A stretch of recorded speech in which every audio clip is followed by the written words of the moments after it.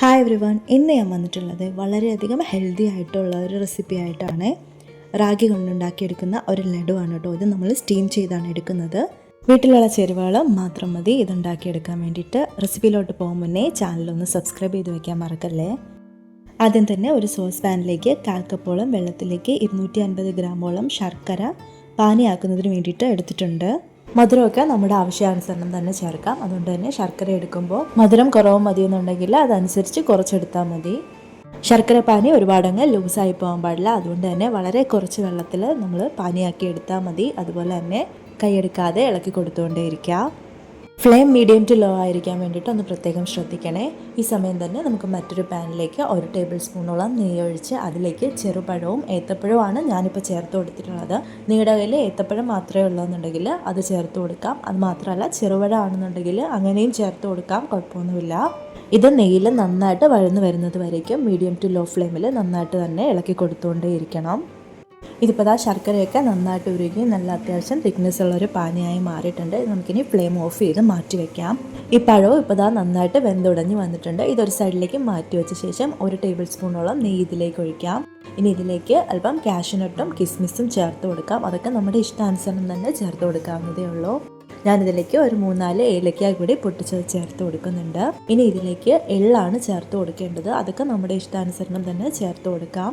ഞാനിതിലേക്ക് 2 ടേബിൾ സ്പൂണോളം എള്ളാണ് ചേർത്തിട്ടുള്ളത്. ഇതെല്ലാം ചേർത്ത് മീഡിയം ടു ലോ ഫ്ലെയിമിൽ നന്നായിട്ടൊന്ന് സോട്ട് ചെയ്തെടുക്കാം. എള്ള് വളരെ വേഗം പൊട്ടുന്ന ഒരു ചേരുവ ആയതുകൊണ്ട് തന്നെ ലോ ഫ്ലെയിമിൽ നന്നായിട്ട് പെട്ടെന്ന് തന്നെ സോട്ട് ചെയ്ത് മാറ്റണം.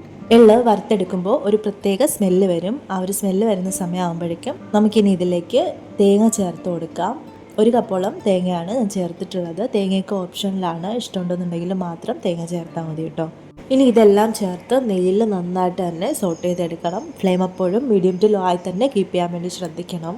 തേങ്ങയും ചേർത്ത് വറുത്തെടുക്കുമ്പോൾ തേങ്ങയുടെ നിറമൊന്നും മാറേണ്ട ആവശ്യമില്ല. തേങ്ങ ചെറുതായിട്ടൊന്ന് അതിലെ വാട്ടർ കണ്ടൻ്റൊക്കെ ഒന്ന് മാറി വന്നാൽ മാത്രം മതിയാവും. ഇതെല്ലാം ചേർത്ത് നന്നായിട്ട് മിക്സ് ചെയ്ത് സോട്ട് ചെയ്തെടുക്കുമ്പോൾ നല്ലൊരു സ്മെല്ല് വരും. ഈ സമയം നമുക്കിതിലേക്ക് നേരത്തെ തന്നെ തയ്യാറാക്കി മാറ്റി വെച്ചിട്ടുള്ള ആ ഒരു ശർക്കര പാനി ഇതിലേക്ക് ചേർത്ത് കൊടുക്കാം. ശർക്കര പാനി അല്പം കട്ടിയായിട്ട് തന്നെ തയ്യാറാക്കി എടുത്തിട്ടുള്ളത് നമുക്കിതിലേക്ക് റാഗിപ്പൊടി ചേർത്ത് കുഴച്ചെടുക്കുന്ന സമയം വളരെ എളുപ്പത്തിന് തന്നെ ഉരുട്ടിയെടുക്കുന്നതിന് വേണ്ടിയിട്ടാണ്.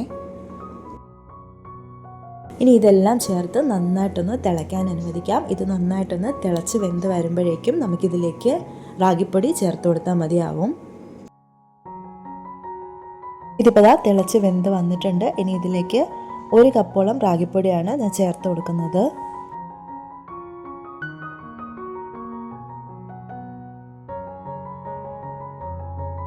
പൊടി വളരെ വേഗം തന്നെ എല്ലാ ഭാഗത്തേക്കും നന്നായിട്ട് തന്നെ മിക്സ് ചെയ്തെടുക്കാം. ഫ്ലെയിം അപ്പോഴും മീഡിയം ടു ലോ ആയി തന്നെ കീപ്പ് ചെയ്യാൻ വേണ്ടിയിട്ട് ശ്രദ്ധിക്കണം.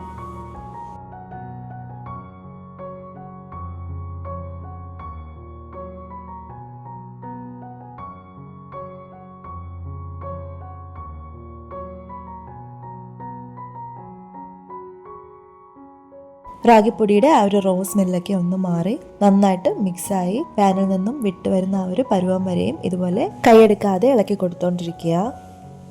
വളരെ വേഗം തന്നെ ഈ പാനിൽ വെച്ച് തന്നെ നമുക്കിതിങ്ങനെ കുഴച്ചെടുക്കാവുന്നതേ ഉള്ളൂ. കുഴച്ച് നമുക്കൊരു ചപ്പാത്തി മാവിൻ്റെ പരുവത്തിൽ കുഴച്ചെടുക്കണം.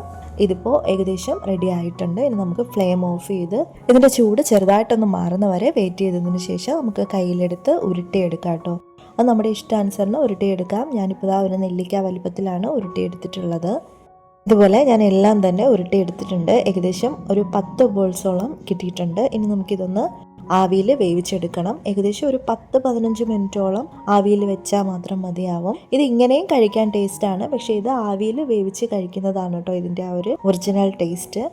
ഞാനിപ്പോൾ ഒരു സ്റ്റീമറിൽ വെള്ളം വെച്ചിട്ട് ചൂടാക്കാനായിട്ട് വെച്ചിട്ടുണ്ട്. അതിലേക്ക് ഞാൻ 2 വട്ടയില കൂടെ വെച്ച് കൊടുത്തിട്ടുണ്ട്. നിങ്ങൾക്ക് വേണമെന്നുണ്ടെങ്കിൽ വാഴയില എടുക്കാം, അതൊക്കെ നമ്മുടെ ഇഷ്ടത്തിന് എടുക്കാം കേട്ടോ. ഇതുപോലെ സ്റ്റീം ചെയ്തെടുക്കുന്ന പലഹാരങ്ങൾ നമ്മൾ വട്ടയിലയോ വാഴയിലയോ ഒക്കെ വെച്ചിട്ട് മൂടി വെച്ച ശേഷം ആവിയിൽ വേവിച്ചെടുക്കുകയാണെന്നുണ്ടെങ്കിൽ ഒരു പ്രത്യേക ടേസ്റ്റും മണവും ഒക്കെ ഉണ്ടാവും. ഒരു 15 മിനിറ്റ് നമുക്കിതൊന്ന് മൂടി വെച്ച് വേവിക്കാം. അപ്പോഴേക്കും നല്ലൊരു മണം വരും കേട്ടോ. ഇപ്പോൾ ഒരു 15 മിനിറ്റ് ആയിട്ടുണ്ട്. നല്ലൊരു സ്മെല്ലൊക്കെ വരുന്നുണ്ട് കേട്ടോ. ഇനി നമുക്ക് ഇതൊന്ന് ഓപ്പൺ ചെയ്തതിന് ശേഷം നമുക്ക് ഒരു ബോൾസ് എടുത്തിട്ട് ഒന്ന് കുത്തി നോക്കാം ഇത് വെന്തിട്ടുണ്ടോ എന്നറിയാൻ വേണ്ടിയിട്ടാണ്. വളരെയധികം ഹെൽത്തി ആയിട്ടുള്ള ഒരു ഈസി ഈവനിങ് സ്നാക്കാണല്ലോ നമ്മളിന്ന് തയ്യാറാക്കിയിട്ടുള്ളത്. ഈ ഒരു റെസിപ്പി ഇഷ്ടമായിട്ടുണ്ടെങ്കിൽ തീർച്ചയായിട്ടും ഒരു വട്ടമെങ്കിലും ഒന്ന് ഉണ്ടാക്കി നോക്കാൻ വേണ്ടിയിട്ട് മറക്കല്ലേ. വളരെയധികം പോഷക സമൃദ്ധമായിട്ടുള്ള ഈ റാഗിയിൽ കാൽഷ്യം കൂടുതലായിട്ട് അടങ്ങിയിട്ടുണ്ട്. അപ്പോൾ വളരുന്ന കുട്ടികൾക്കൊക്കെ വളരെ നല്ലതാണ് കേട്ടോ ഈ റാഗി കൊടുക്കുന്നത്. റാഗി കഴിക്കാത്ത കുട്ടികൾക്കൊക്കെ ഇങ്ങനെ ഒരൊറ്റ തവണ ചെയ്ത് കൊടുത്തു നോക്കൂ, അവർക്ക് തീർച്ചയായിട്ടും ഇഷ്ടമാവും. റെസിപ്പി ഇഷ്ടമായിട്ടുണ്ടെങ്കിൽ ഉറപ്പായിട്ടും ലൈക്ക് ചെയ്യാനും കമൻറ്റ് ചെയ്യാനും മറന്നുപോലെ. കൂടെ തന്നെ സബ്സ്ക്രൈബ് ചെയ്യുകയും അതുപോലെ തന്നെ തൊട്ടടുത്തുള്ള ബെല്ലൈക്കൻ പ്രസ് ചെയ്യാനും അതിലെ ഓൾ എന്ന ഓപ്ഷൻ ഓൺ ചെയ്ത് വെക്കാനും മറക്കല്ലേ. അപ്പോൾ നെക്സ്റ്റ് വീഡിയോ ആയിട്ട് കാണുന്നവരേക്കും thank you for watching and stay tune my channel.